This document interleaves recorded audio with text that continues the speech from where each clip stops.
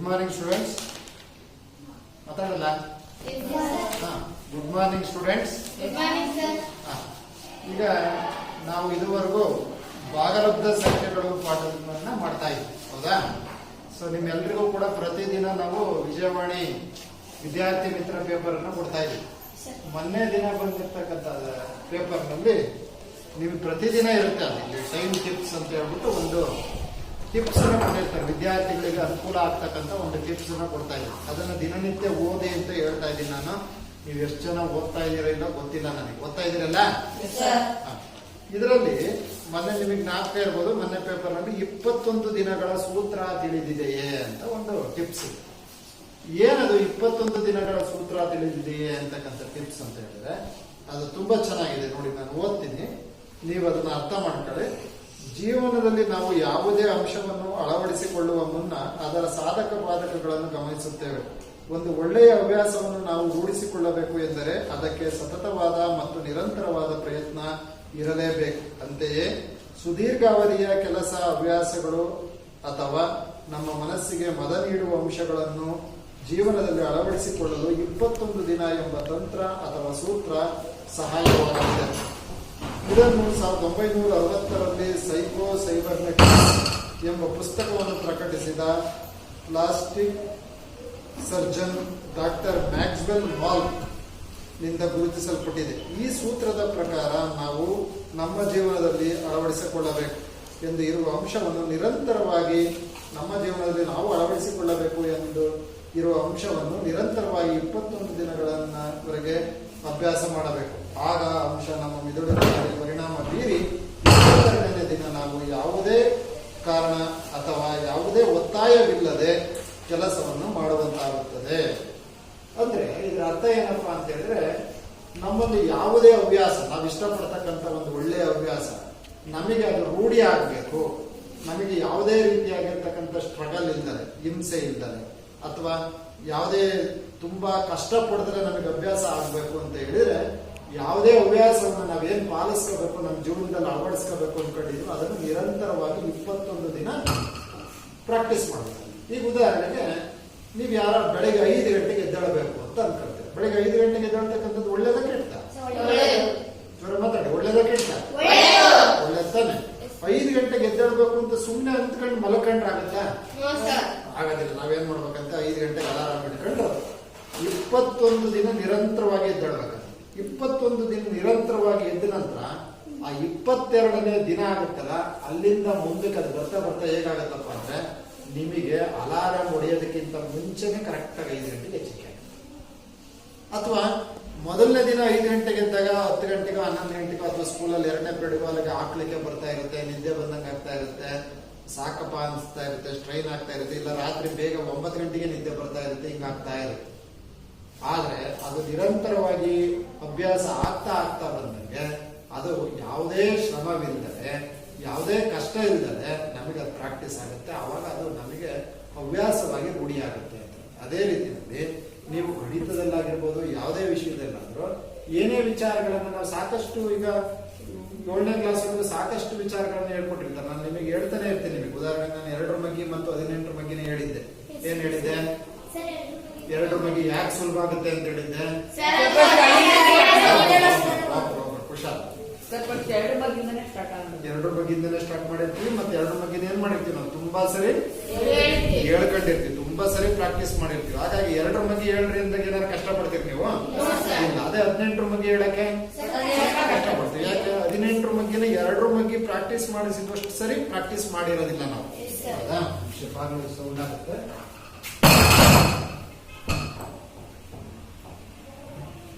ಅಲ್ವಾ?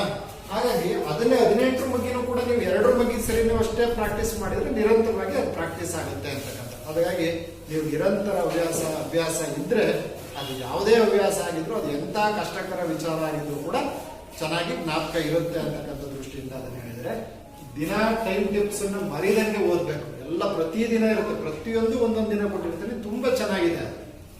ಎಲ್ಲರೂ ಕೂಡ ನಿಮ್ಮಲ್ಲಿ ಇರ್ತಕ್ಕಂಥ, ನಿಮ್ ಜೊತೆ ಇರ್ತಕ್ಕಂಥ ಪೇಪರ್ ಅನ್ನ, ಅದರಲ್ಲಿ ಟೈಮ್ ಟಿಪ್ಸ್ ಅನ್ನ, ಪದಬಂಧಗಳನ್ನ ಪ್ರತಿನಿತ್ಯ ತಪ್ಪದಂಗೆ ಮಾಡಬೇಕು. ಓಕೆ, ಈಗ ನಾವು ಇದುವರೆಗೂ ಭಾಗಲಬ್ಧ ಸಂಖ್ಯೆಗಳು ಪಾಠ ಮಾಡಿದ್ದು. ಈ ಭಾಗಲಬ್ಧ ಸಂಖ್ಯೆಗಳ ಪಾಠದಲ್ಲಿ ಸ್ವಾಭಾವಿಕ ಸಂಖ್ಯೆ ಅಂದ್ರೇನು, ಪೂರ್ಣ ಸಂಖ್ಯೆ ಅಂದ್ರೇನು, ಪೂರ್ಣಾಂಕ ಅಂದ್ರೇನು, ಭಾಗಲಬ್ಧ ಸಂಖ್ಯೆಗಳು ಅಂತಂದ್ರೇನು ಅಂತಕ್ಕಂಥದ್ದನ್ನು ಹೇಳಿತ್ತು. ಹಾಗೆ ಅದರಲ್ಲಿ ಆವೃತ ಗುಣ ಅಂತಂದ್ರೆ ಏನು ಅಂತಕ್ಕಂಥದ್ದು ಕೂಡ ಹೇಳಿತ್ತು. ಹೇಳಪ್ಪ ಮನೋಜ, ಸ್ವಾಭಾವಿಕ ಸಂಖ್ಯೆಗಳು ಅಂದ್ರೆ ಹಾ 1, 2, 3, 4 ಇತ್ಯಾದಿ ಇವುಗಳನ್ನ ಸ್ವಾಭಾವಿಕ ಸಂಖ್ಯೆಗಳು ಅಂತ ಕರೀತೀವಿ. ಹೌದಾ? ಏನಾಗುತ್ತೆ ಸ್ವಾಭಾವಿಕ ಸಂಖ್ಯೆಗಳು ಅಂದ್ರೆ? ಎಣಿಸಲು ಉಪಯೋಗಿಸುವ ಸಂಖ್ಯೆಗಳನ್ನ ಸ್ವಾಭಾವಿಕ ಸಂಖ್ಯೆಗಳು ಅಂತ ಕರಿತೀವಿ. ಪೂರ್ಣ ಸಂಖ್ಯೆಗಳು ಯಾವ್ಯಾವ? ಪೂರ್ಣ ಸಂಖ್ಯೆಗಳು 0, ಹಾ 1, 2, ಹಾ 3. ಹೌದಾ? ಅಲ್ವಾ? ಇವುಗಳನ್ನ ಪೂರ್ಣ ಸಂಖ್ಯೆ. 0 ಮತ್ತು ಸ್ವಾಭಾವಿಕ ಸಂಖ್ಯೆಗಳನ್ನ ಸೇರಿಸಿ ನಾವೆಂತ ಕರಿತೀವಿ? ಪೂರ್ಣ ಸಂಖ್ಯೆಗಳು. ಭಾಗ್ಯಲಕ್ಷ್ಮಿ, ಪೂರ್ಣಾಂಕಗಳು ಯಾವ? ಸರ್ ಸ್ವಾಭಾವಿಕ ಸಂಖ್ಯೆಗಳ ಸ್ವಾಭಾವಿಕ ಸಂಖ್ಯೆಗಳು ಮತ್ತೆ 0 ಅಲ್ಲ, ನನಗೆ ಡೆಫಿನೇಷನ್ ಏನು ಹೇಳ್ಬೇಡ. ಪೂರ್ಣಾಂಕಗಳು ಅಂದ್ರೆ ಯಾವ ಹೇಳಿದ್ರು ಹೋಗ್ಲಿ, ನಿಮಗೆ ಡೆಫಿನೇಷನ್ ಹೇಳ್ಬೋದು. ಸರ್ 0 ಹಾ ಪ್ಲಸ್ 5 ಅಲ್ಲ, ಒಂದು ಕಡೆಯಿಂದ ಹೇಳು.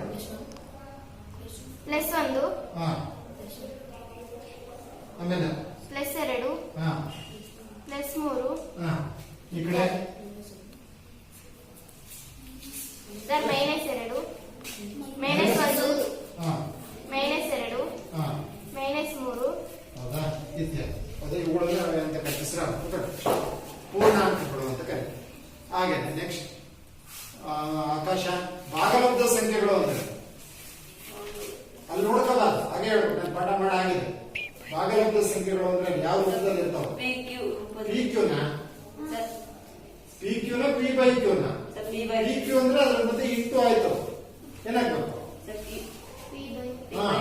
P/Q ರೂಪದಲ್ಲಿ ವ್ಯಕ್ತಪಡಿಸಲಾಗುವ ಸಂಖ್ಯೆಗಳನ್ನು ನಾವೇನು ಕರಿತೀವಿ? ಭಾಗಲಬ್ಧ ಸಂಖ್ಯೆಗಳು ಅಂತ ಕರಿತೀವಿ. ಇಲ್ಲಿ ಭಾಗಲಬ್ಧ ಸಂಖ್ಯೆಗೆ ಯಾವ್ದಾದ್ರು ಒಂದು ಉದಾಹರಣೆ ಹೇಳಿ. ಎಷ್ಟು ಅಂತ? P/Q ರೂಪದಲ್ಲಿ ಇರ್ತಕ್ಕಂಥ ಯಾವ್ದಾದ್ರು ಒಂದು ಸಂಖ್ಯೆ ಹೇಳು. 5/2. ಹೌದಾ? 5/2 ಅನ್ನೋದು ಒಂದು ಭಾಗಲಬ್ಧ ಸಂಖ್ಯೆ. 5/2 ಒಂದು ಭಾಗಲಬ್ಧ ಸಂಖ್ಯೆ, ಸರಿನಾ? ಅಥವಾ ನೆಕ್ಸ್ಟ್ ಅಕ್ಷಯ ಕೇಳಿ, 6 ಅನ್ನೋದು ಒಂದು ಭಾಗಲಬ್ಧ ಸಂಖ್ಯೆ ಆಗುತ್ತೇನಪ್ಪ? 6 ಭಾಗಲಬ್ಧ ಸಂಖ್ಯೆ ಆಗುತ್ತಾ? ಏನೋ ಮನೋಜ? ಆಗಲ್ಲ. ಏನೋ ಕುಶಾಲ? ಹೇಗೆ? ಏನಿಲ್ಲ ಅಂತಂದ್ರೆ ಏನ್ ಹೇಳಿದೀನಿ ನಮ್ಮ ಚಿರದ ಬರೋದ್ರಿಂದ 6 ಕೂಡ ಭಾಗಲಬ್ಧ ಸಂಖ್ಯೆ ಇದೆಲ್ಲ 7 ಆಗಿದೆ ನಿಮಗೆ. 6ನ್ನ 6/1 ಅಂತ ಬಂದಾಗ ಅದು P/Q ರೂಪದಲ್ಲಿ ಆಯ್ತು. ಹಾಗಾಗಿ ಅದು ಕೂಡ ಭಾಗಲಬ್ಧ ಸಂಖ್ಯೆ. ಹಾಗಾದ್ರೆ ಎಲ್ಲಾ ಸ್ವಾಭಾವಿಕ ಸಂಖ್ಯೆಗಳು ಸಹ ಭಾಗಲಬ್ಧ ಸಂಖ್ಯೆ, ಪೂರ್ಣ ಸಂಖ್ಯೆಗಳು ಸಹ, ಪೂರ್ಣಾಂಕಗಳು ಸಹ ಭಾಗಲಬ್ಧ ಸಂಖ್ಯೆಗಳು. ಕರೆಕ್ಟಾ? ಅದ್ರ ಜೊತೆಗೆ ಈ ರೀತಿ 5/2, 5/3, 17/2 ಈ ತರದ ಬೇರೆ ಅಥವಾ -3/4 ಈ ತರದವು ಕೂಡ ಭಾಗಲಬ್ಧ ಸಂಖ್ಯೆಗಳಾಗ್ತವೆ. ಕುದುರೆ ಈಗ ನಾವು ಇಲ್ಲೊಂದು ನೋಡಿ, ಇಲ್ಲೊಂದು ಸರ್ಕಲ್ ಇದೆ, ಒಂದು ಟೀಚಿಂಗ್ ಹೇಳಿದೆ ನೋಡಿ. ಇದನ್ನ ನೀವು ಕೂಡ ನಾನು ಈ ತರ ಮಾಡಿದೀನಿ. ಇದನ್ನ ನೀವು ಕೂಡ ನಾಳೆ ದಿನ ಬರ್ತಾ ಮಾಡ್ಕೊಂಡ್ ಬರ್ಬೇಕು. ಈ ತರ ಇಲ್ಲಿ ನೋಡಿ, ನೀವು ಯಾವುದನ್ನ ಇದು ಮಾಡ್ತೀರೋ ಅಲ್ಲಿ ಸುತ್ತಿಸ್ತಾ ಹೋದ್ರೆ ಆ ಸಂಖ್ಯೆಗಳು ಬರ್ತವೆ. ಒಬ್ರು ಕುಶಾಲ್ ಬರ, ಇದನ್ನು ಸುತ್ತಿಸಿದ ಎಂತ ಸಂಖ್ಯೆ ನಾನು ಸುತ್ತಿಸ್ತೀನಿ, ಇದು ಎಂತ ಸಂಖ್ಯೆ ಅಂತ ಹೇಳ್ಬೇಕು. ಎಂತ ಸಂಖ್ಯೆ ಇದು? ಭಾಗಲಬ್ಧ ಸಂಖ್ಯೆ. ಇದು ನೋಡು ಏನಿದೆ, ಇದು ರೂಟ್. ಇದು ನಿಮಗೆ ಇನ್ನೂ ಆಗಿಲ್ಲ. ಇದು √2, √5, 9ಕ್ಕೂ ಬರುತ್ತೆ ಅಂತಕ್ಕಂಥ ದೃಷ್ಟಿಯಿಂದ ಇದು ಮಾಡಿದೆ. ಇವು ಅಭಾಗಲಬ್ಧ ಸಂಖ್ಯೆ. ಇದ್ರ ಬಗ್ಗೆ ಇನ್ನು ನಿಮಗೆ ಪರಿಚಯ ಇದೆ, ಇದ್ರ ಬಗ್ಗೆ ಜಾಸ್ತಿ ಬೇಡ. ಇದು 1, 2, 3, 4 ಅಂತ ಸಂಖ್ಯೆ. 0, 1, 2, 3, 4 ಪೂರ್ಣ ಸಂಖ್ಯೆ. ಇವು ಮೈನಸ್ ಇರ್ತಕ್ಕಂಥದ್ದು, ಪ್ಲಸ್ ಇರ್ತಕ್ಕಂಥದ್ದು, 0 ಇರ್ತಕ್ಕಂಥದ್ದು ಇವೆಲ್ಲ ಪೂರ್ಣಾಂಕಗಳು. 1/2, 5/2, 10/3 ಇದು ಭಾಗಲಬ್ಧ ಸಂಖ್ಯೆ. ನೋಡಿ, ಈ ತರ ಸರ್ಕಲ್ ಎಲ್ಲವೂ ಯಾವ ರೀತಿ ಸಂಖ್ಯೆಗಳು ಬರ್ತವೆ ಅಂತಕ್ಕಂಥದ್ದು ಮಾಡ್ಕೊಂಡು ಆಗ್ಬೋದಾ? ಈಗ ಇಲ್ಲಿ ನಾವೇನ್ ಮಾಡಿದ್ವಿ, ಈಗ ಆವೃತ ಗುಣ ಅಂತಕ್ಕಂಥದ್ದನ್ನು ಪರೀಕ್ಷೆ ಮಾಡಿದ್ವಿ. ಹೌದಾ? ನಾಲ್ಕ ಇದೆಯಾ? ಆವೃತ ಗುಣ ಅಥವಾ ಆವೃತ ನಿಯಮ ಅಂತಕ್ಕಂಥದ್ದನ್ನು ಚೆಕ್ ಮಾಡಿದ್ವಿ. ಈಗ ಉದಾಹರಣೆಗೆ ಸ್ವಾಭಾವಿಕ ಸಂಖ್ಯೆಗಳ ಮೇಲೆ ಆವೃತ್ತ ಗುಣವನ್ನು ಪರೀಕ್ಷೆ ಮಾಡಬೇಕು ಅಂತ ಹೇಳಿದ್ರೆ ಭಾಗ್ಯಲಕ್ಷ್ಮಿ ಏನೇನ್ ಇರ್ಬೇಕು ನಮಗೆ ಯಾವುದೇ ನಿಯಮವನ್ನು ಚೆಕ್ ಮಾಡ್ಬೇಕು ಏನೇನ್ ಇರ್ಬೇಕು ಅಂತ ಹೇಳಿದ್ದೆ ನಾನು ಒಂದು ಗಣ ಇರ್ಬೇಕು. ಈಗ ಉದಾಹರಣೆ ನಾನು ಸ್ವಾಭಾವಿಕ ಸಂಖ್ಯೆಗಳನ್ನು ಹೇಳ್ತೀನಿ. ಸ್ವಾಭಾವಿಕ ಸಂಖ್ಯೆಗಳ ಗಣ ಬರ್ಬೇಕು. ಸ್ವಾಭಾವಿಕ ಸಂಖ್ಯೆಗಳ ಗಣ ಯಾವುದು? 1 2 2 3 4 5 ಇತ್ಯಾದಿ. ಅದರಲ್ಲಿ ಕ್ರಿಯೆ ನೀನು ಯಾವ ಕ್ರಿಯೆ ಮೇಲೆ ತಗೊಳ್ತೀನಿ. ಎಷ್ಟು ಕ್ರಿಯೆಗಳಿದೆ ನಮ್ಮ ಹತ್ರ ಗಣಿತದ ಮೂಲ ಕ್ರಿಯೆಗಳು? 4. ಅದ್ರಲ್ಲಿ ನೀನು ಸಂಕಲನ ಚೆಕ್ ಮಾಡ್ತಾ ಇದ್ದೀನಿ ಅಂದ್ರೆ ಸಂಕಲನ ಅಂತಕ್ಕಂಥ ಕ್ರಿಯೆ ಬರುತ್ತೆ. ಹೌದಾ? ಆವೃತ ಗುಣ ಏನ್ ಹೇಳುತ್ತೆ? ಈ ಗಣದಿಂದ ಎಷ್ಟು ಗಣಾಂಶ ತಗೋಬೇಕಂತೆ? ಸರ್ 2 2 ಗಣಾಂಶ ತಗೋಬೇಕು. ಯಾವ ಕ್ರಿಯೆ ತಗೊಂಡಿದ್ದೀನಿ ನೀನು? ಸರ್ ಸಂಕಲನ. ಅವೆರಡನ್ನು ಏನ್ ಮಾಡ್ಬೇಕು ನಾನು? ಸರ್ ಕೂಡಬೇಕು. ಕೂಡದಾಗ ಬರ್ತಕ್ಕಂಥ ಫಲಿತಾಂಶ ಏನಾಗಿರ್ಬೇಕು? ಸ್ವಾಭಾವಿಕ ಸ್ವಾಭಾವಿಕ ಸಂಖ್ಯೆಯ ಗಣಕ್ಕೆ ಸೇರಿದ್ರೆ ನಮ್ಮ ನಿರ್ಧಾರ ಏನಾಗಿರುತ್ತೆ? ಯಾವುದು? ಸಂಕಲನವು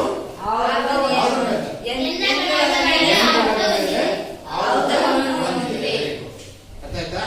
ಚೆನ್ನಾಗಿ ಇನ್ನೊಂದ್ಸರಿ ತೋರಿಸ್ಬಿಡ್ತೀನಿ. ಈಗ ಉದಾಹರಣೆಗೆ ನಿಮಗೆ ಇಷ್ಟ ಬಂದಿದೆಯೋ ಯಾವ್ದಾರ ತಗೋದು 2 ಮತ್ತು 5 ತಗೊಳ್ತೀರ. ಆ 2 ಸಂಖ್ಯೆಗಳನ್ನ ಕೂಡ್ಬೇಕು. 2 + 5 ಎಷ್ಟಪ್ಪ? 7 ಸ್ವಾಭಾವಿಕ ಸಂಖ್ಯೆಗಳ ಸೇರಿದೆ. ಹಿಂಗ್ ಬರೋದು ಸೇರಿದೆ. ಈ ರೀತಿ ನೀವು ಯಾವುದೇ 2 ಸಂಖ್ಯೆಗಳನ್ನ ಸ್ವಾಭಾವಿಕ ಸಂಖ್ಯೆಗಳ ಗಣದಿಂದ ತೆಗೆದುಕೊಂಡು ಅವೆರಡನ್ನು ಸಂಕಲನ ಮಾಡಿದ್ರೆ ಬರ್ತಕ್ಕಂಥ ಫಲಿತಾಂಶನೂ ಕೂಡ ಒಂದ್ಸಗೆ ಸ್ವಾಭಾವಿಕ ಸಂಖ್ಯೆನೇ ಆಗಿರೋದ್ರಿಂದ ನಮ್ಮ ನಿರ್ಧಾರ ಏನಾಗುತ್ತೆ? ಸಂಕಲನವು ಸ್ವಾಭಾವಿಕ ಸಂಖ್ಯೆಗಳ ಗಣದ ಮೇಲೆ ಆವೃತವಾಗಿದೆ. ಮನೋಜ, ವ್ಯವಕಲನಕ್ಕಾಗುತ್ತೇನಪ್ಪ ಇದು? ಆಗುತ್ತಾ? ನೋಡೋಣ, ಚೆಕ್ ಮಾಡಿ. ಇದೇ 2 ಮತ್ತು ಯಾವ್ದಾರ 2 ಮತ್ತು 7 ತಗೊಳ್ತೀವಿ. 2 ಇಲ್ಲೇನ್ ಹಾಕ್ಬೇಕಾದ್ರೆ ಮಧ್ಯೆ ಏನ್ ಹಾಕ್ಬೇಕು? ಮೈನಸ್. ಇವೆರಡನ್ನು ಕಳಿತೀವಿ. ಎಷ್ಟು ಬರ್ತಪ್ಪ ಕಳೆದ್ರೆ? 5. ಕಳೆದ ತಕ್ಷಣ ಏನ್ ಹೇಳ್ಬೇಕು? ಚಿಹ್ನೆ ಕಳೆದ ತಕ್ಷಣ ದೊಡ್ಡ ಸಂಖ್ಯೆ ಹಿಂದಿರ್ತಕ್ಕಂಥ ಚಿಹ್ನೆ ಎಷ್ಟಾಗುತ್ತೆ? ದೊಡ್ಡ ಸಂಖ್ಯೆ ಯಾವ್ದಿಲ್ಲಿ? ಬೇರೆ ಸುಮ್ಮನೆ ಇರ್ಬೇಕು. ಅವನು 7 ಹಿಂದಿರ್ತಕ್ಕಂಥ ಚಿಹ್ನೆ ಯಾವುದು? ಮೈನಸ್ ಇದೆ. ಹಾಗಾದ್ರೆ -5 ಅಂತಕ್ಕಂಥದ್ದು ಸ್ವಾಭಾವಿಕ ಸಂಖ್ಯೆಗಳ ಗಣದಲ್ಲಿ ಇದೆಯಾ? ಇಲ್ಲ. ಹಾಗಾಗಿ ಇದೇನಾಯ್ತು? -5 ಅಂತಕ್ಕಂಥದ್ದು ಸ್ವಾಭಾವಿಕ ಸಂಖ್ಯೆಗಳ ಗಣಕ್ಕೆ ಸೇರಿಲ್ಲ. ಹಾಗಾದ್ರೆ ವ್ಯವಕಲನದ ಇಲ್ಲಿ ಆವೃತ ಆಗುತ್ತಾ? ಇವತ್ತು ನೀನ್ ಆಗ್ಲೇ ಏನ್ ಹೇಳಿದೆ? ಆಗುತ್ತೆ ಅಂತ ಹೇಳಿದೆ. ಕನ್ಫ್ಯೂಸ್ ಮಾಡ್ಕೋಬಾರ್ದು. ನಾವ್ ಯಾವಾಗಲೂ ಸುಮ್ಮನೆ ನಮ್ಮ ನಿರ್ಧಾರ ಹೇಳಬಾರ್ದು. ಸೊ ಹಾಗಾದ್ರೆ ಇನ್ನೇನ್ ನಮ್ಮ ನಿರ್ಧಾರ ಆಗಿರ್ಬೇಕು? ವ್ಯವಕಲನವು ಗಣದ ಮೇಲೆ ಆವೃತವಾಗಿಲ್ಲ ಅಥವಾ ಆವೃತತೆಯನ್ನು ಹೊಂದಿಲ್ಲ ಅಂತ ಹೇಳ್ತೀವಿ. ಓಕೆ, ನೆಕ್ಸ್ಟ್ ನಿತ್ಯ ಗುಣಾಕಾರಕ್ಕಾಗುತ್ತಾ? ಆಗುತ್ತೆ. ಭಾಗಾಕಾರಕ್ಕೆ ಆಗುತ್ತಾ? ಆಗೋದಿಲ್ಲ. ಯಾಕೆ? 2 ಉದಾಹರಣೆಗೆ 5ರಿಂದ ಭಾಗಿಸಿದ್ರೆ ಬರುತ್ತೆ 2/5 ಅಂತ ಬರುತ್ತೆ. 2/5 ಅನ್ನೋದು ಎಂತ ಸಂಖ್ಯೆ ಅಲ್ಲ? ಸ್ವಾಭಾವಿಕ ಸಂಖ್ಯೆ ಅಲ್ಲ. ಎಂತ ಸಂಖ್ಯೆ? ಭಾಗಲಬ್ಧ ಸಂಖ್ಯೆ ಆಗೋದ್ರಿಂದ ಸೊ ಇದು ಸ್ವಾಭಾವಿಕ ಸಂಖ್ಯೆಗಳ ಗಣಕ್ಕೆ ಸೇರಿಲ್ಲ ಅಂತಾಯ್ತು. ಹಾಗಾಗಿ ಇದು ಆವೃತ ಗುಣ ಹೊಂದಿಲ್ಲ. ಸೊ ಯಾವ್ಯಾವ ಕ್ರಿಯೆಗೆ ಆವೃತ ಗುಣವನ್ನು ಹೊಂದುತ್ತಿಲ್ಲಿ? ಸಂಕಲನ ಮತ್ತು ಗುಣಾಕಾರಗಳು ಸ್ವಾಭಾವಿಕ ಸಂಖ್ಯೆಗಳ ಮೇಲೆ ಆವೃತವಾಗುತ್ತವೆ. ವ್ಯವಕಲನ ಮತ್ತು ಭಾಗಾಕಾರಗಳು ಸ್ವಾಭಾವಿಕ ಸಂಖ್ಯೆಗಳ ಮೇಲೆ ಕರೆಕ್ಟಾ? ಇದೇ ರೀತಿ ನಾನು ಬೇರೆ ಬೇರೆ ಪೂರ್ಣ ಸಂಖ್ಯೆಗಳಿಗೆ ಪೂರ್ಣಾಂಕಗಳಿಗೆ ಎಲ್ಲ ಚೆಕ್ ಮಾಡಿಸಿದ್ರೆ ಪೂರ್ಣ ಸಂಖ್ಯೆಗಳಲ್ಲೂ ಅಷ್ಟೇ ಸಂಕಲನ ಗುಣಾಕಾರಕ್ಕಾಗುತ್ತೆ, ವ್ಯವಕಲನ ಭಾಗಾಕಾರಕ್ಕಾಗುತ್ತೆ. ಪೂರ್ಣಾಂಕಗಳಲ್ಲಾದ್ರೆ ಸಂಕಲನಕ್ಕೂ ಆಗುತ್ತೆ,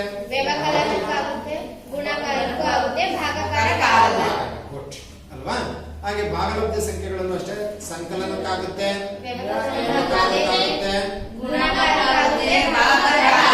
ಯಾವ ಎಕ್ಸಾಂಪಲ್ ಯಾವ ಬಂದಿದ್ಯಾ? ಯಾರು ಹೇಳ್ತೀರಾ? ಯಾವ ಎಕ್ಸಾಂಪಲ್ ಗೆ ಭಾಗಾಕಾರಕ್ಕೆ ಆಗಲ್ಲ ಭಾಗಲಬ್ಧ ಸಂಖ್ಯೆ? Very good. 0 ತಗೊಂಡಾಗ ಹೌದಾ? ಸೊ ನಾವು ಛೇದ 0 ತಗೊಂಡ್ಬಿಟ್ರೆ ಏನಾಗುತ್ತೆ? ನಾಟ್ ಡಿಫೈನ್ಡ್ ಅಂತಕ್ಕಂಥ ನಂಬರ್ ಬರುತ್ತೆ.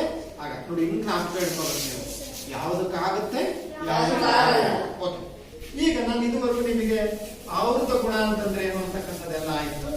ಈಗ ನಾನು ಪರಿವರ್ತನಾ ನಿಯಮ ಅಂತಂದ್ರೆ ಏನು, ಪರಿವರ್ತನಾ ನಿಯಮವನ್ನು ಅನ್ವಯಿಸ್ತಕ್ಕಂಥದ್ದು ಹೇಗೆ ಅಂತಕ್ಕಂಥದ್ದನ್ನ ನಾವು ಚೆಕ್ ಮಾಡಿ. ಸೊ ಮುಂದಿನ ಪರಿಕಲ್ಪನೆ ಪರಿವರ್ತನಾ ನಿಯಮ, ಕಾಮ್ಯುಟೇಟಿವ್ ಲಾ ಅಂತ ಕರೀತಾರೆ. ಪರಿವರ್ತನಾ ನಿಯಮ.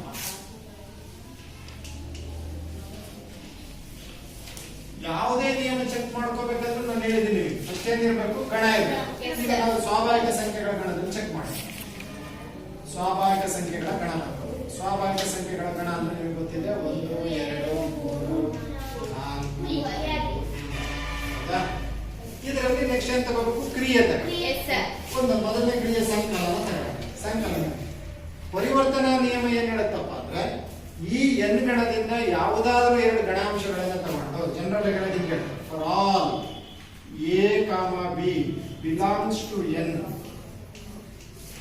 ಆಗ ಏನಾಗುತ್ತಂತೆ a plus B is equal to B plus A ಆಗಿದ್ರೆ ಅದು ಪರಿವರ್ತನೀಯ ಆಗಿದೆ. ಇದು ಜನರಲ್, ಇದು ಸ್ಟೇಟ್. ಇದು ನಿಮಗೆ ಜ್ಞಾಪಕ ಇಟ್ಕೊಳ್ಳೋಕ್ಕಾದ್ರೆ ಜ್ಞಾಪಕ ಇಟ್ಕೊಳ್ಳಿ, ಇಲ್ಲ ಉದಾಹರಣೆಗಳನ್ನು ಕೊಟ್ಟರು ಸಾಕು. ಏನಂದ್ರೆ ಸ್ವಾಭಾವಿಕ ಸಂಖ್ಯೆಗಳ ಗಣದಿಂದ ಯಾವುದಾದರೂ 2 ಗಣಾಂಶಗಳನ್ನು ತೆಗೆದುಕೊಂಡು ನೋಡಿ, ವೆರಿ ಇಂಪಾರ್ಟೆಂಟ್, ಗಮನ ಇಡಿ. ನೀನು ಯಾವ ಗಣಕ್ಕೆ ಚೆಕ್ ಮಾಡಕ್ ಹೊರಟಿದೆಯೋ ಅಲ್ಲಿಂದನೇ 2 ಗಣಾಂಶ ತಗೋಬೇಕು. ಇಲ್ಲಿ ನಾನು ಸ್ವಾಭಾವಿಕ ಸಂಖ್ಯೆಗಳ ಗಣಕ್ಕೆ ಚೆಕ್ ಮಾಡಕ್ ಹೊರಟ್ಬಿಟ್ಟು ನೀನು ಈ ಉದಾಹರಣೆ ತಗೋಬೇಕಾದ್ರೆ 2/3 -3 ಅಂತ ತಗೊಂಡ್ರೆ ತಪ್ಪಾಗುತ್ತೆ. ಯಾಕೆ 2/3 ಅನ್ನೋದೇನಲ್ಲ, -3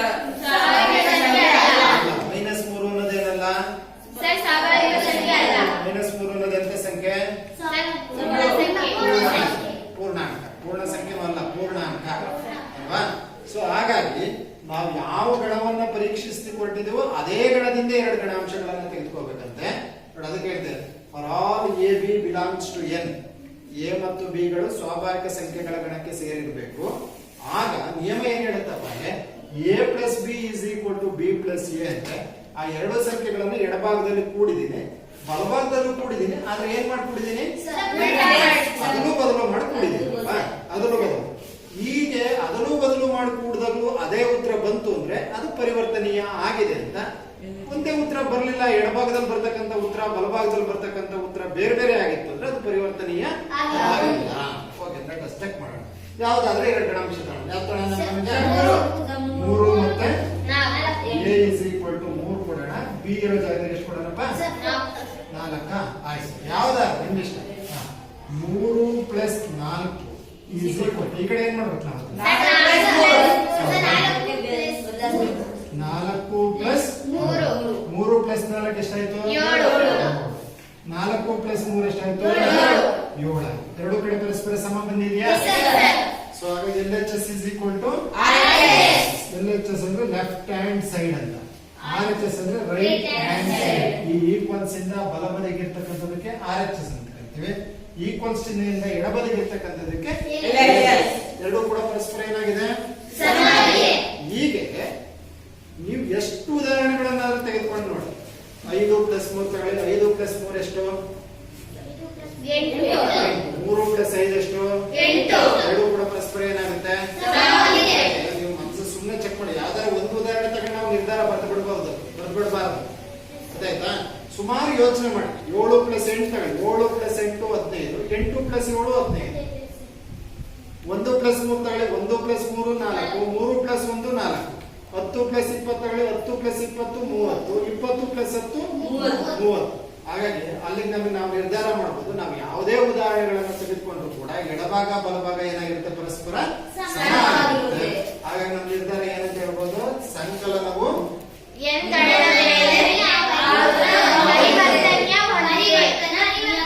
ಒಂದು ನಿಮಿಷ. ಸುಜಾತ ಆವರ್ತನ ಯಾವ ನಿಯಮ ನನಗೆ ಚೆಕ್ ಮಾಡ್ತಾ ಇರೋದು? ಪರಿವರ್ತನಾ ನಿಯಮ. ಏನ್ ಹೇಳ್ಬೇಕಾದ್ರೆ ಹೇಳೋ ಯಾವುದು? ಸಂಕಲನವು ಪರಿವರ್ತನೀಯತೆಯನ್ನು ಹೊಂದಿದೆ, ಪರಿವರ್ತನೀಯವಾಗಿದೆ. ಅರ್ಥಾಯ್ತಾ? ಹೇಳಿದ ಅರ್ಥ ಆಯ್ತಾ? ಓಕೆ. ಈಗ ಹಾಗಾದ್ರೆ ನಾವೇನ್ ಚೆಕ್ ಮಾಡಿದ್ವಪ್ಪ? ಸಂಕಲನ ಚೆಕ್ ಮಾಡಿದ್ವಿ. ವ್ಯವಕಲನ ನೀವೇ ಮಾಡ್ತೀರಾ? ಬರ ಹುಷಾರ್, ನೀನ್ ಮಾಡ್ಬಾರ. ವ್ಯವಕಲನ ಚೆಕ್ ಮಾಡ್ಬಾರ. ಆಗುತ್ತಾ ಆಗಲ್ಲ ನೋಡಿ. ಇಲ್ಲೇ ಬರಬೇಕಾದ್ರೆ ಇಲ್ಲಿ ನಾನು ಇದೊಂದು ಮೇಲಿಂದ ಹೇಳಿ ನಾನೇ ಬಂದೆ ಮೈನಸ್, ಇಲ್ಲಿ ಮೈನಸ್ ಬರಪ್ಪ.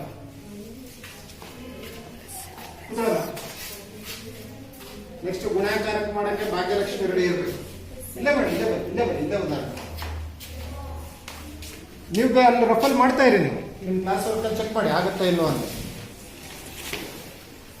ಆಗುತ್ತೋ ಇಲ್ಲೋದನ್ನ ಕುಶಾಲ್ ಬೋರ್ಡ್ ಮೇಲೆ ಮಾಡ್ತಾನೆ, ಉಳಿದವ್ರು ನಿಮ್ಮ ಎಕ್ಸೈಸ್ ಬುಕ್ ಅಲ್ಲಿ ಮಾಡಿ. ಯಾವಾಗಲ್ಲ ಸ್ವಾಭಾವಿಕ ಸಂಖ್ಯೆಗಳ ಗಣದ ಮೇಲೆ ಪರಿವರ್ತನೀಯ ಆಗುತ್ತೋ ಆಗಲ್ವೋ ಅಂತ.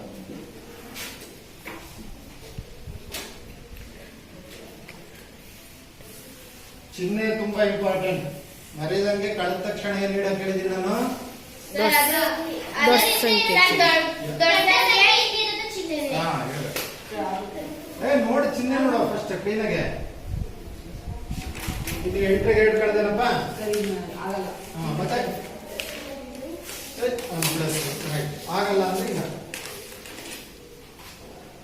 LHS is not equal to RHS. ಹೌದಾ? ಈಗ ನಿಮ್ ನಿರ್ಧಾರ ಏನು? ಏನ್ ಹೇಳ್ಬೋದಾಗ ಕುಶಲ?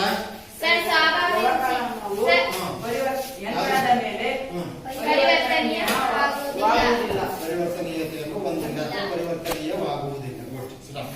ಅರ್ಥ ಆಯ್ತಾ ಸರ್? ಒಂದಕ್ಕೆ ಆದ ತಕ್ಷಣ ಮತ್ತೆ ನಿರ್ಧಾರ ಮಾಡಿದ್ವಲ್ಲ ಸರ್, ಆಗ್ಲೇ ಹೇಳಿದ್ರಿ ಆಗುತ್ತೆ ಅನ್ಬೇಕಾದ್ರೆ ಒಂದೇ ಒಂದು ಎಕ್ಸಾಂಪಲ್ ನಿರ್ಧಾರ ಮಾಡಬಾರ್ದು, ಜಾಸ್ತಿ ಎಕ್ಸಾಂಪಲ್ ತಗೊಂಡು ಚೆಕ್ ಮಾಡಬೇಕು ಅಂತ ಹೇಳಿದ್ರು. ಹಂಗೇನೆ ನಮ್ ಗಣಿತ ಏನ್ ಹೇಳುತ್ತಪ್ಪ, ವಿಜ್ಞಾನಾತ್ಮಕ ಗಣಿತ ಅಂದ್ರೆ 1,00,000 ಎಕ್ಸಾಂಪಲ್ ಅಲ್ಲಿ 99,999 ಉದಾಹರಣೆಗಳಿಗೆ ಸರಿ ಹೊಂದಿ ಒಂದೇ ಒಂದು ಉದಾಹರಣೆಗೆ ಸರಿ ಹೊಂದಲ್ಲ ಅಂತ ಹೇಳಿದ್ರೆ ಅದು ನಿಯಮ ಅಂತ ನಾವು ಪರಿಗಣಿಸಬಾರ್ದು. ನೀವು 1 ಕೋಟಿ ಎಕ್ಸಾಂಪಲ್ ತಗೊಂಡು 1 ಕೋಟಿಗೂ ಸರಿ ಆಗ್ಬೇಕು. ನೀವು ವಿದ್ಯೆನ ಲೆಕ್ಕದಲ್ಲಿ ನೋಡಿದ್ರಿ, ನೀವು ಸ್ವಾಭಾವಿಕ ಸಂಖ್ಯೆ ಭಾಗಲಬ್ಧ ಸಂಖ್ಯೆಗಳ ಮೇಲೆ ಆವರ್ತ ಗುಣದಲ್ಲಿ ಒಂದೇ ಒಂದು ಉದಾಹರಣೆಗೆ ಆಗಲ್ಲ. ಯಾವ್ದಕ್ಕಾಗಲ್ಲ ಅದು? ಛೇದ ಏನಿದ್ರೆ ಆಗಲ್ಲ, ಒಂದೇ ಒಂದು ಉದಾಹರಣೆಗೆ ಆಗಲ್ಲ. ಹಂಗನೆ ಮಾತ್ರ ನಿಯಮನೇ ಅಲ್ಲ ಅಂತ ತಂದಾಕ್ತದೆ. ಭಾಗಲಬ್ಧ ಸಂಖ್ಯೆಗಳ ಭಾಗಾಕಾರವು ಭಾಗಲಬ್ಧ ಸಂಖ್ಯೆಗಳ ಮೇಲೆ ಆವರ್ತತೆಯನ್ನು ಹೊಂದಿಲ್ಲ ಅಂತ ಈ ಎಲ್ಲ ಎಕ್ಸಾಂಪಲ್ಗೂ ಆಗುತ್ತೆ. ಒಂದಿದ್ದಾಗ ಆಗಲ್ಲ ಸರಿ, ಕ್ಯೂ ಬೆಲೆ 0 ಆದಾಗ ಆಗಲ್ಲ. ಆಗಲ್ಲ. ಹೀಗೆ ನಾವು ಆದ್ರೆ ಆಗಲ್ಲ ಅನ್ಬೇಕಾದ್ರೆ ಒಂದೇ ಒಂದಕ್ಕೆ ಆಗಲ್ಲ ಅಂದ್ರೆ ಸಾಕು, ನಾನು ಹೇಳ್ಬಿಟ್ಟಿದ್ದೀನಲ್ಲ. ಹಾಗಾಗಿ ಮತ್ತೆ 2ನೇ ಉದಾಹರಣೆ ಚೆಕ್ ಮಾಡೋ ಅವಶ್ಯಕತೆ ಇದೆಯಾ? ಸೊ ಹಾಗಾಗಿ ನಮ್ಮ ನಿರ್ಧಾರ ಏನು? ವ್ಯವಕಲನವು ಸ್ವಾಭಾವಿಕ ಸಂಖ್ಯೆಗಳ ಗಣದ ಮೇಲೆ ನೆಕ್ಸ್ಟ್ ಯಾವುದು? ಮೈನಸ್ ತೆಗಿಬೇಕು. ಏನ್ ಹಾಕಬೇಕು? ಇಂಟು ಹಾಕಬೇಕು. ಯಾವುದೇ 2 ಸಂಖ್ಯೆಗಳನ್ನ ಗುಣಿಸಿ ನೋಡ್ಬೇಕು, ಅವುಗಳನ್ನ ಅದಲು ಬದಲು ಮಾಡಿ ಗುಣಿಸಿ ನೋಡ್ಬೇಕು. ಎರಡೂ ಕಡೆ ಒಂದೇ ಉತ್ತರ ಬಂದ್ರೆ ಏನಂತ ಆಗತ್ತೆ ಅಂತ, ಬರ್ದಲೇ ಇದ್ರೆ ಆಗಲ್ಲ ಅಂತ. ನೆಕ್ಸ್ಟ್ ಯಾರು ಹೇಳಿದ್ದೆ? ಬರೋಣ. ಇವರು ನಿಮ್ಮ ಎಕ್ಸೈಸ್ ಬುಕ್ ಅಲ್ಲಿ ಚೆಕ್ ಮಾಡಿ.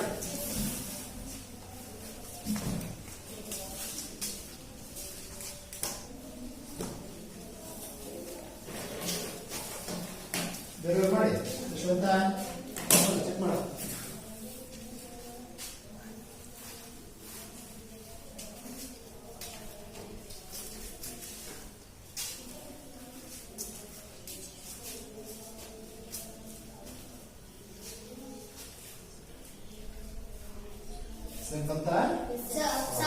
ಏನ್ ನಿರ್ಧಾರ ಮಾಡ್ಬೋದು ನೀನು? ಗುಣಾಕಾರವು ಎಣ್ಗಣದ ಮೇಲೆ ಪರಿವರ್ತನೀಯವಾಗುತ್ತದೆ. ನೋಡಿ, ಸುಮ್ಮನೆ ಮನ್ಸಲ್ಲಿ ಚೆಕ್ ಮಾಡಿ. ಸುಮ್ಮನೆ ಚೆಕ್ ಮಾಡಿ. ಯಾವ ವರ್ಷಗಳು? 2 3 3 2 ನಿಮ್ಮ ಮಗ್ಗಿನಲ್ಲಿ ಸಾಕಷ್ಟು ಸರಿ ಇಂಥವೆಲ್ಲ ನೋಡಿರ್ತೀರಿ ನೀವು. 3 5 5 3 2 10 2 10 20 22 4 3 4 ಹೌದಾ? ಏನು ಅದಲು ಬದಲು ಮಾಡಿದ್ರೆ ಉತ್ತರ ಏನಾಗಿರುತ್ತೆ? ಇದೇ ಆಗಿರುತ್ತೆ. ಕರೆಕ್ಟಾ? ಸೊ ಹಾಗಾಗಿ ನಮ್ಮ ನಿರ್ಧಾರ ಏನಾಗಿರುತ್ತೆ? ಗುಣಾಕಾರವು ಸ್ವಾಭಾವಿಕ ಸಂಖ್ಯೆಗಳ ಮೇಲೆ ಅಂತ ನಿರ್ಧಾರ ಮಾಡೋದು. ಕರೆಕ್ಟಾ? ಸೊ ಈಗ ನೆಕ್ಸ್ಟ್ ಯಾವ್ದಕ್ಕೆ ಹೋಗೋಣಪ್ಪ? ಹಾಗಾದ್ರೆ ಭಾಗಾಕಾರಕ್ಕೆ ಹೋಗೋಣ. ಏನ್ ಅನ್ನಿಸ್ತಾ ಇದೆ? ಆಗುತ್ತೆ ಅನ್ಸುತ್ತಾ? ಆಗಲ್ಲ ಅಲ್ವಾ? ಯಾಕಂದ್ರೆ ಏನ್ ಮಾಡುತ್ತೆ, ನಾವು ಭಾಗಿಸ್ಬಿಟ್ರೆ ಎಂತ ಸಂಖ್ಯೆ ಬರುತ್ತೆ ನಮಗೆ? ಭಾಗಲಬ್ಧ ಸಂಖ್ಯೆ ಬರುತ್ತೆ. ಈ ಉದಾಹರಣೆಗೆ ನಾವು ಇದೇ 2 5 ತಗೊಂಡ್ರೆ 2/5 ಈಸ್ ಈಕ್ವಲ್ ಟು 5/2 ಬಂದ್ಬಿಡ್ತೀವಿ. 2/5 ಆಯ್ತು. ಈ ಕಡೆ ಎಷ್ಟು ಬಂತು? 2 ಪರಸ್ಪರ ಸಮ ಅಲ್ಲ ಒಂದು ಕಾರಣ. ಇನ್ನೊಂದೇನು? ಮೂಲತಃ ಇವೆರಡು ಎಂತ ಸಂಖ್ಯೆಗಳಲ್ಲ ಅಲ್ವಾ? ಉತ್ತರನು ಪರಸ್ಪರ ಸಮ ಇಲ್ಲ, ಬೇರೆ ಪ್ರಶ್ನೆ ಅಲ್ವಾ? ಸಮನೂ ಇಲ್ಲ, ಸ್ವಾಭಾವಿಕ ಸಂಖ್ಯೆನೂ ಅಲ್ಲ. ಹಾಗಾಗಿ ಭಾಗಾಕಾರವು ಎಣ್ಗಣದ ಮೇಲೆ ಎರಡೇ ಕ್ರಿಯೆಗೆ ಸಮ ಆಗಿದ್ದು. ಯಾವ್ಯಾವುದಕ್ಕೆ? ಗುಣಾಕಾರ ಪರಿವರ್ತನೀಯ ಆಗುತ್ತೆ.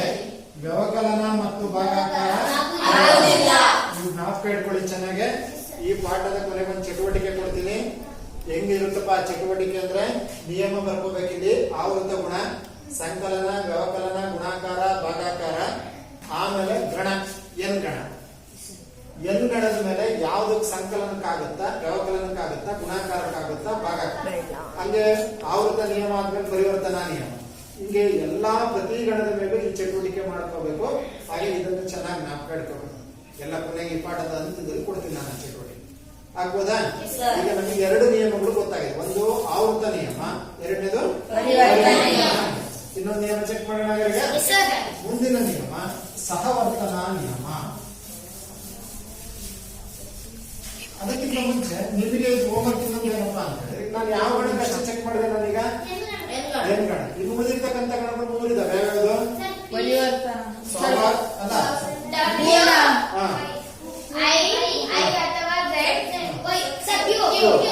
ಡಬ್ಲ್ಯೂ ಅಂದ್ರೆ ಅದು ಪೂರ್ಣ ಸಂಖ್ಯೆ, ಆಮೇಲೆ ಪೂರ್ಣಾಂಕಗಳು, ಆಮೇಲೆ ಭಾಗ. ಈ ಮೂರು ಗಣಗಳಿಗೂ ನೀವು ಚೆಕ್ ಮಾಡ್ಕೊಂಡ್ಬರ್ಬೇಕು ನಾಳೆ. ಯಾವುದು ಪರಿವರ್ತನೆ ನಿಯಮ ಆಗುತ್ತೋ ಆಗಲ್ವೋ, ಯಾವ್ದು ಸಂಕಲನಕ್ಕಾಗುತ್ತೋ, ಗುಣಾಕಾರಕ್ಕಾಗುತ್ತೆ, ಯಾವ್ದಕ್ಕಾಗುತ್ತೆ ಆಗಲ್ಲ ಅನ್ನೋದನ್ನ ನೀವು ಚೆಕ್ ಮಾಡ್ಕೊಂಡು ಹೇಳ್ಬೇಕು. ನಾನು ನೆಕ್ಸ್ಟ್ ನಿಯಮಕ್ಕೆ ಹೋಗ್ತೀನಿ. ಯಾವುದು ಅಂತ ಹೇಳಿದ್ರೆ ಸಹವರ್ತನಾ ನಿಯಮ. ಸಹವರ್ತನಾ ನಿಯಮ ಇಂಗ್ಲಿಷ್ ನಲ್ಲಿ ಅಸೋಸಿಯೇಟಿವ್ ಪ್ರಾಪರ್ಟಿ ಅಂತ ಕರೀತಾರೆ. ಸಹವರ್ತನಾ ನಿಯಮ. ಸಹವರ್ತನಾ 232. ಇಲ್ಲೂ ಹಂಗೆ ಎಲ್ಲಾ ಗಣಕ್ಕೂ ಚೆಕ್ ಮಾಡಬೇಕು. ಸಹವರ್ತನಾ ನಿಯಮಗಳು ಫಸ್ಟ್ ಗಣ ತಗೋಣ. ಯಾವ ಗಣ ತಗೋಣ? ಆಗ್ಲೆಲ್ಲ ಅದೇ ಬೇಡ, ಸ್ವಲ್ಪ ಈಸಿ ಇದೆ. ನಾನು ಬೇರೆ ಪೂರ್ಣಾಂಕ ತಗೊಳ್ತೀನಿ. ಆಯ್ತಾ? ಪೂರ್ಣಾಂಕಗಳನ್ನು ಯಾವ ಅಕ್ಷರ ಪೂರ್ಣಾಂಕನ ಐ ಈಸ್ ಈಕ್ವಲ್ ಟು ಅಲ್ಲಿರ್ತಕ್ಕಂಥ ಗಣಾಂಶ -3, -2, -1, -1, 0, +1, +2, +3, +4 ಕರೆಕ್ಟಾ? ಈ ನಿಯಮ ಏನ್ ಹೇಳುತ್ತಪ್ಪ? ಜನರಲ್ ಬರೀತೀನಿ. ಫಾರ್ ಆಲ್ ಇಲ್ಲಿ 3 ಗಣಾಂಶ ತಗೋಬೇಕಂತ. A, B, C belongs to ಯಾವ ಗಣ ಅಂತ ಹೇಳಿರೋದು? ಆಗ ನಿಯಮ ಏನ್ ಹೇಳುತ್ತೆ? ಸಂಕಲನ ಕ್ರಿಯೆ ತಗೊಂಡು for example A plus B plus C is equal to A plus B plus C. ನೋಡಿ, ಕ್ರಮದಲ್ಲಿ ಏನು ಬದಲಾವಣೆ ಇಲ್ಲ, ಆದ್ರೆ ಬದಲಾವಣೆ ಯಾವ್ದು ಇರುತ್ತಪ್ಪ ಅಂದ್ರೆ ಮೇಕಿಂಗ್ ಗ್ರೂಪ್. ಗುಂಪು ಮಾಡೋದ್ರಲ್ಲಿ ಅಷ್ಟೇ ಬದಲಾವಣೆ. ಈ ಕಡೆ ಮೊದಲನೇ ಎರಡನ್ನ ಒಂದು ಗುಂಪು ಮಾಡಿದ್ರೆ ಕೊನೆ ಎರಡನ್ನು ಗುಂಪು ಮಾಡೋದು. ಈ ಕಡೆ ಕೊನೆ ಎರಡನ್ನು ಮಾಡಿದ್ರೆ ಆ ಕಡೆ ಏನ್ ಮಾಡ್ಬೇಕು? ಎಲ್ಲ 7ನೇ ಕ್ಲಾಸಲ್ಲಿ ಇತ್ತು ನಿಮಗೆ ಇವೆಲ್ಲ. ಓಕೆ, ಇಲ್ಲಿ ನೋಡೋಣ ಯಾವ್ದಾದ್ರು ಗಣಾಂಶ ತಗೋಣ. ನಿಮ್ಗೆ ಇಷ್ಟ ಬಂದಿದೆ. -3 +2 +5 ತಗೊಳ್ತೀನಿ. ಸರಿನಾ? ಎ ಇರೋ ಜಾಗದಾಗ -3 ಹಾಕಿದೀನಿ, ಬಿ ಇರೋ ಜಾಗದಾಗ +2 ಹಾಕಿದೀನಿ, ಸಿ ಇರೋ ಜಾಗದಾಗ +5. ಇಲ್ಲೂ ಹಾಗೆ ಹಾಕಿ. ಎ ಇರೋ ಜಾಗದಾಗ ಎಷ್ಟು ಹಾಕ್ಬೇಕಪ್ಪ? -2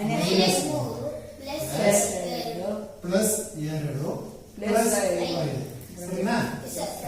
ಬ್ರಾಕೆಟ್ ಒಳಗಡೆ ಇರೋದನ್ನ ಫಸ್ಟ್ ಸಂಕ್ಷೇಪಿಸ್ಬೇಕು. ಒಂದು ಮೈನಸ್ ಪ್ಲಸ್ ಇದ್ರೆ ಏನ್ ಮಾಡ್ಬೇಕು ಅಂತ ಹೇಳಿದ್ರೆ, ಸೊ 3 ಇರೋದು ಎಷ್ಟು? ಕಳೆದ ತಕ್ಷಣ ಮೈನಸ್ +5 ಹಾಗೆ ಇಡಬೇಕು. ಈಗ ಬಲಭಾಗದಲ್ಲಿ -4 ಹಾಗೆ ಇಟ್ಕೋಬೇಕು. ಬ್ರಾಕೆಟ್ ಒಳಗಡೆ ಇರೋದನ್ನ ಫಸ್ಟ್ ಸಂಕ್ಷೇಪಿಸ್ಬೇಕು. ಎರಡಕ್ಕೂ ಏನ್ ಚಿಹ್ನೆ ಇದೆ? 2 ಪ್ಲಸ್ ಇದ್ರೆ ಏನ್ ಮಾಡ್ಬೇಕು? ಎಷ್ಟು ಬಂತು? ಕೂಡಿದಾಗ ಅದೇ ಚಿಹ್ನೆ. ಈಗ ಮತ್ತೆ ಒಂದು -+, ಏನ್ ಮಾಡ್ಬೇಕು? 5 ಬಂದು ಹೋದ್ರೆ ಎಷ್ಟು? ಕಳೆದ ತಕ್ಷಣ ಕರೆಕ್ಟಾ? ಇಲ್ಲೂ ಕೂಡ ಏನ್ ಮಾಡ್ಬೇಕು ನಾವು? 7 3 ಹೋದ್ರೆ ಎಷ್ಟು? 2 ಕಡೆ ಬಂದಿರ್ತಕ್ಕಂಥ ಉತ್ತರ ಸರಿ ಇದೆಯಾ? LHS is equal to RHS. ಹಾಗಾದ್ರೆ ನಮ್ಮ ನಿರ್ಧಾರ ಏನಾಗಿರ್ಬೇಕು? ಒಬ್ರು ಹೇಳಬೇಕು. ನಮ್ಮ ನಿರ್ಧಾರ ಆಕಾಶ ಏನ್ ನಿರ್ಧಾರ ಮಾಡ್ಬೇಕು? ಈಗ ನಾವು ಯಾವ ಕ್ರಿಯೆ ತಗೋಬೇಕು? ಅಷ್ಟು ನಾನು ಏನ್ ತಗೊಂಡಿದ್ದೀನಿ ನೋಡ. ಸಂಕಲನವು ಗಣ ಯಾವುದು? ಐ ಗಣದ ಮೇಲೆ ಸಹವರ್ತನಾ ನಿಯಮವನ್ನು ಹೊಂದಿದೆ ಅಥವಾ ಸಹವರ್ತನೀಯವಾಗುತ್ತದೆ. ಕರೆಕ್ಟಾ? ಎಂತ ಹೇಳ್ಬೇಕು? ಸಂಕಲನವು ಪೂರ್ಣಾಂಕಗಳ ಗಣದ ಮೇಲೆ ಅಥವಾ ಐ ಗಣದ ಮೇಲೆ ಸಹವರ್ತನಾ ನಿಯಮವನ್ನು ಹೊಂದಿದೆ ಅಥವಾ ಸಹವರ್ತನೀಯವಾಗುತ್ತದೆ. ಹೆಂಗ್ ಹೇಳಿದ್ರು ಕರೆಕ್ಟ್ ಆಗ್ಬೋದಾ? ಸಂಕಲನಕ್ಕಾಯ್ತು. ನೆಕ್ಸ್ಟ್ ಈ ವ್ಯವಕಲನ ತಗೊಳ್ಳಿ, ಚೆಕ್ ಮಾಡಿ. ಸರಿನಾ? ಗುಣಾಕಾರ ತಗೊಳ್ಳಿ, ಚೆಕ್ ಮಾಡಿ. ಭಾಗಾಕಾರ ತಗೊಳ್ಳಿ, ಚೆಕ್ ಮಾಡಿ. ಆಗ್ಬೋದಾ? ಸೊ ವ್ಯವಕಲನ ನೀವೇ ಮಾಡಿ ಹೇಳ್ತೀರಾ? Yes, sir. ಮಾಡಿ. ಎಕ್ಸೈಸ್ ಬುಕ್ ಎಲ್ಲ ಮಾಡಿ. ವ್ಯವಕಲನ ಮಾಡಿ.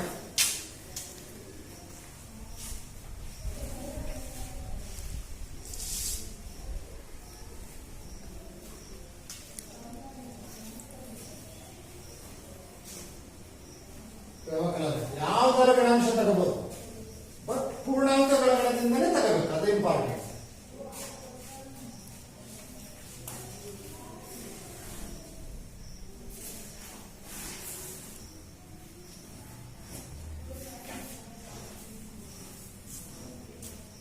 ಇದು ಬರ್ಕೊಂಡು ಹಾಗೆ ಅದನ್ನು ಚೆಕ್ ಮಾಡಿ. ವ್ಯವಕಲನ ಚೆಕ್ ಮಾಡಿ. ಬೆಳೆಸೋಣ ನಾನು. Yes, sir. ವ್ಯವಕಲನ ಚೆಕ್ ಮಾಡ್ಬೇಕಾದ್ರೆ ನಿಯಮ ಏನಾಗುತ್ತೆ? ಇಲ್ಲೆಲ್ಲ ಪ್ಲಸ್ ಇರೋದನ್ನ ಏನಾಗಬೇಕು? Sir, minus. a minus b minus c, a minus b minus c.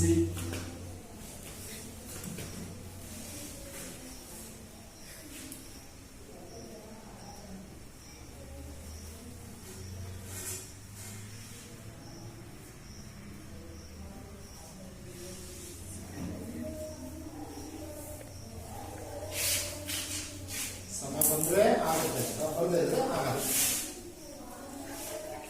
ಆಯ್ತಾ ಅಶ್ವಿತ? ಬರ್ತಾ ಇದೆಯಾ ನಿತ್ಯ? ಹ.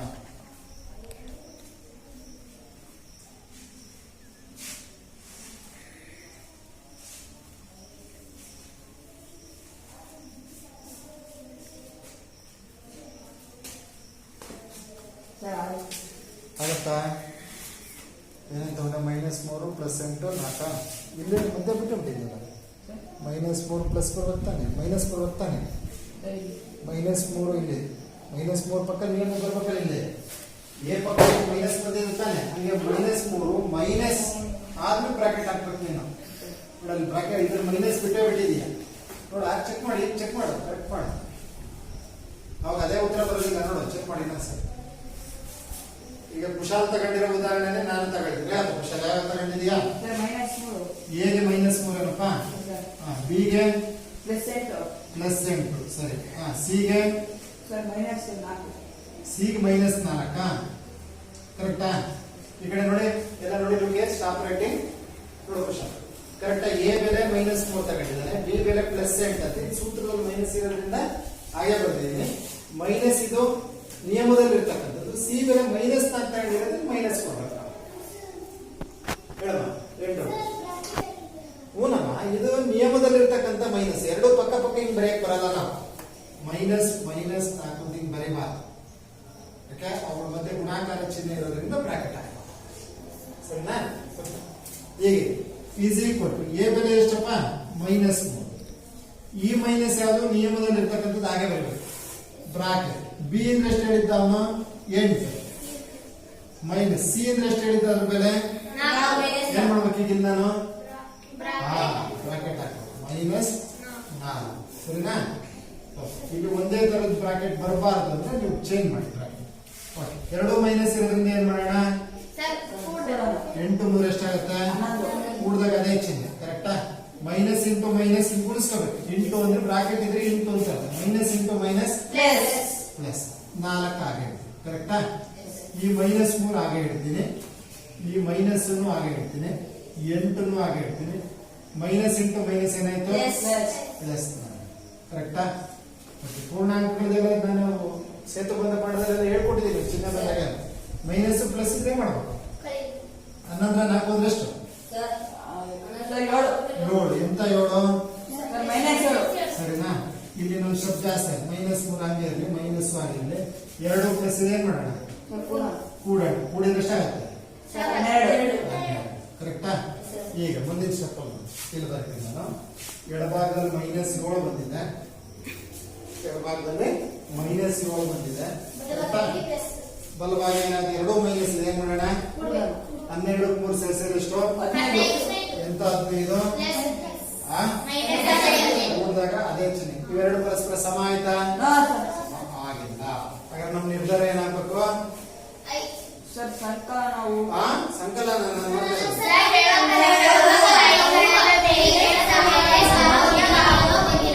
ವಾ, ವ್ಯವಕಲನವು ಐಗಣದಲ್ಲಿ ಸಮಾಕಲನೀಯವಾಗುವುದಿಲ್ಲ. ಅರ್ಥಾಯ್ತಾ? ಇದೇ ತರ ನೀವೇ ಗುಣಾಕಾರ ಅಂದ್ರೆ ಭಾಗಾಕಾರ ಮಾಡಬೇಕು, ಜೊತೆಗೆ ಬೇರೆ ಗಣಗಳಿಗೂ ಕೂಡ ಮಾಡಬೇಕು. ಅರ್ಥಾಯ್ತಾ?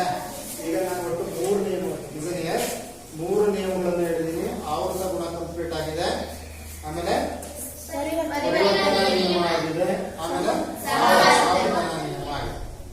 ಯಾವ್ಯಾವ ನಿಯಮದಲ್ಲಿ ಏನ್ ಮಾಡ್ಬೇಕು ಅಂತಕ್ಕಂಥ ಜ್ಞಾಪಕ ಇರಬೇಕು. ಸೊ ಎಲ್ಲದಕ್ಕಿಂತ ಇಂಪಾರ್ಟೆಂಟ್, ನಾವು ಯಾವುದೇ ನಿಯಮವನ್ನು ಚೆಕ್ ಮಾಡ್ಬೇಕಾದ್ರೆ ಫಸ್ಟ್ ಒಂದು ಗಣ ಇರಬೇಕು ಮತ್ತು ಒಂದು ಕ್ರಿಯೆ ಇರಬೇಕು ಅಂತಕ್ಕಂಥ ಜ್ಞಾಪಕ ಇರಲಿ. ನಾಳೆ ಬರ್ತಾ ಈ ಆವೃತ ಗುಣಗಣದ ಮೇಲೆ ನಾನು ಈ ಪೂರ್ಣಾಂಕಗಳ ಗಣಕ್ಕೆ ಚೆಕ್ ಮಾಡಿದ್ದೀನಿ. ನೀವು ಸ್ವಾಭಾವಿಕ ಸಂಖ್ಯೆ, ಪೂರ್ಣ ಸಂಖ್ಯೆ ಮತ್ತು ಭಾಗಲಬ್ಧ ಸಂಖ್ಯೆಗಳ ಮೇಲೆ ಸಂಕಲನ, ವ್ಯವಕಲನ, ಗುಣಾಕಾರ, ಭಾಗಾಕಾರಗಳು ಸಹವರ್ತನೀಯ ಆಗ್ತವೋ ಇಲ್ಲವೋ ಅನ್ನೋದನ್ನ ಚೆಕ್ ಮಾಡ್ಕೊಂಡು ಬರ್ಬೇಕು. ಅದೇ ಇವತ್ತಿನ ಹೋಮ್ವರ್ಕ್. ಆಗ್ಬೋದಾ?